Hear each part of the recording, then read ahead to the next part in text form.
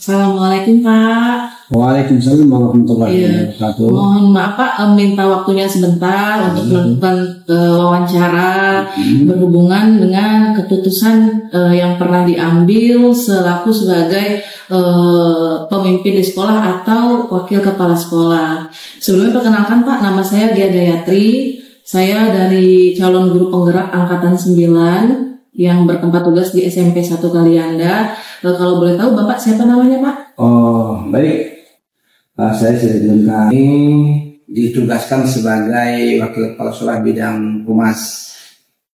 Kemudian tugas ini memang sebagai publikasi kepada masyarakat. Tentu bagaimana sekolahan ini dikenal oleh masyarakat sehingga animo masyarakat itu lebih baik. Sehingga tentunya bermuara kepada jumlah siswa yang kita dapatkan dan kualitas. Berhubungan dengan keputusan yang diambil selaku sebagai pimpinan di sekolah, tentu saja di tempat mengajar atau tempat tugas Bapak pasti pernah menemukan beberapa masalah atau kasus ya Pak ya. Mungkin bisa diceritakan sedikit Pak kasus yang pernah dirasakan di sekolah ini, kemudian bagaimana cara pengambilan keputusan dalam menyelesaikan masalah tersebut. Oke, baik, terima kasih. Artinya di sini kita akan berbicara tentang bagaimana mengambil sikap keputusan, mengambil kebijakan di dalam sebuah dilema atau persoalan. Memang kita ini tentu dihadapkan dengan banyak persoalan. Kita bangun tidur pun itu adalah persoalan yang kita harus ambil sebuah kebijakan. Nah, tapi bagaimana kebijakan itu untuk meminimalisasikan agar tidak terjadinya konflik di antara kedua belah pihak. Apalagi kalau sekolah yang sebesar ini SMK Negeri 2 Kalianda siswanya 1.200-an. Tentu dari 1.200 itu banyak dilema di situ. Ada laki, ada perempuan, ada kasar, ada halus dan sebagainya.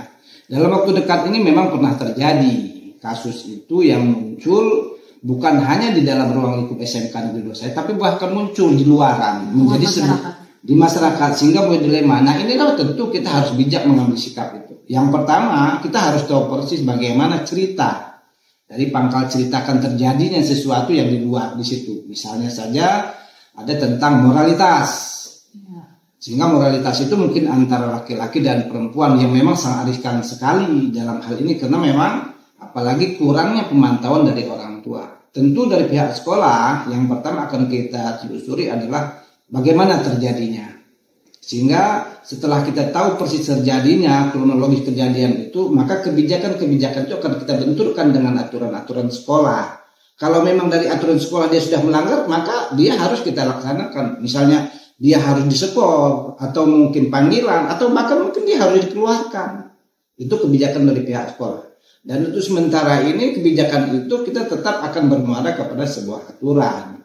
Tapi kan kadang-kadang orang tua tidak menerima begitu saja dengan persoalan mengambil sebuah keputusan itu. Maka kita akan dudukkan orang tua, kemudian pimpinan, kepala sekolah, mungkin kemudian wakil kepala sekolah, BK, wali kelas, sehingga kita akan mengambil keputusan itu supaya tidak ada intimidasi dan kemudian tidak ada sepihak yang mengambil keputusan bahwa ini keputusan kebersamaan tentang bagaimana peningkatan supaya nanti moralitas yang berikutnya sudah akan lebih baik, karena kita seorang pendidik tentunya.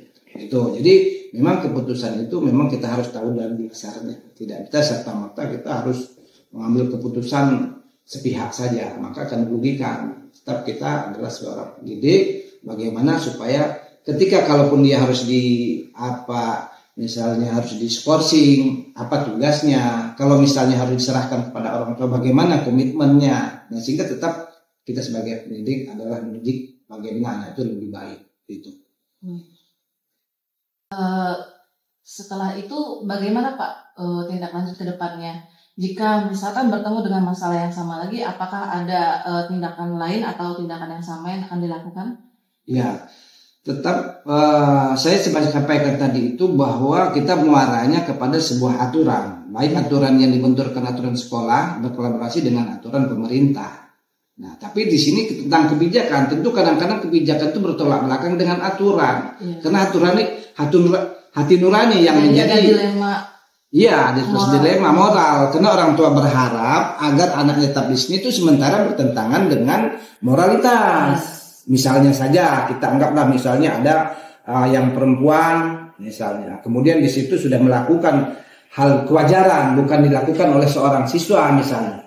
Tentu hal ini kan tentu moralnya. Yang siapa yang salah, kita tidak lagi bicarakan tentang siapa yang salah, tapi bagaimana mengambil kebijakan itu si siswa itu tidak merasa dikucilkan dan kemudian dari pihak instansi tidak menjadi otoriter.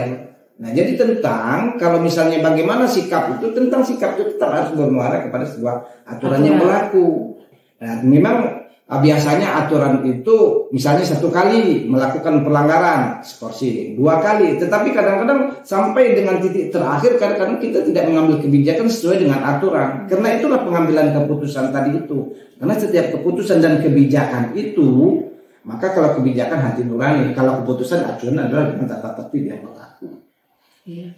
Jadi bisa saya simpulkan keputusan yang diambil itu tetap mengacu pada aturan ya Pak. Namun demikian terkadang masih mempertimbangkan rasa kasihan atau kemanusiaan juga ya Pak ya. Dilema etika itu yang diambil oleh karena kita sebagai pendidik tidak serta-merta langsung menghujat dia itu apa salah. Ya mungkin pada saat itu mungkin suasana yang akan berbeda toh. Dengan konsekuensinya misalnya mungkin dia hanya sekedar bercanda. Nah, setelah bercanda itu dianggap jadi permainan serius. Nah, di situ yang akan memunculkan. Nah, bagaimana kronologisnya itu? Nah, kebijakan itulah yang kira-kira mengambil keputusan itu memang betul-betul harus sesuai dengan situasi dan kondisi. Nah, kalau dalam pengambilan keputusan itu sendiri, apakah pernah melibatkan dari masyarakat juga, Pak?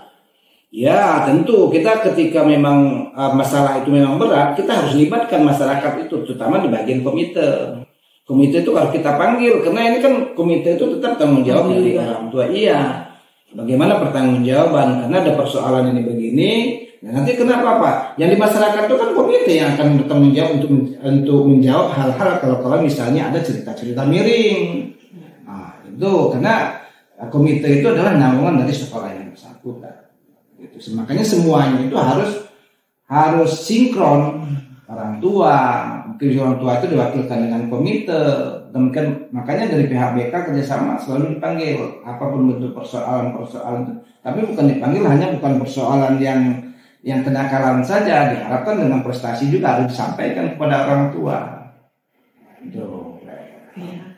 Ya, baik Pak, terima kasih Pak atas waktunya. Percakapannya ini luar biasa, menggambarkan bagaimana keputusan itu ternyata diambil tidak serta-merta mengikuti aturan yang ada, tapi juga mempertimbangkan dampak yang akan terjadi setelahnya. Begitu ya Pak ya? Okay. Kalau bisa saya simpulkan, terima kasih Pak atas waktunya. Saya akhiri, wassalamualaikum warahmatullahi wabarakatuh. Waalaikumsalam warahmatullahi wabarakatuh.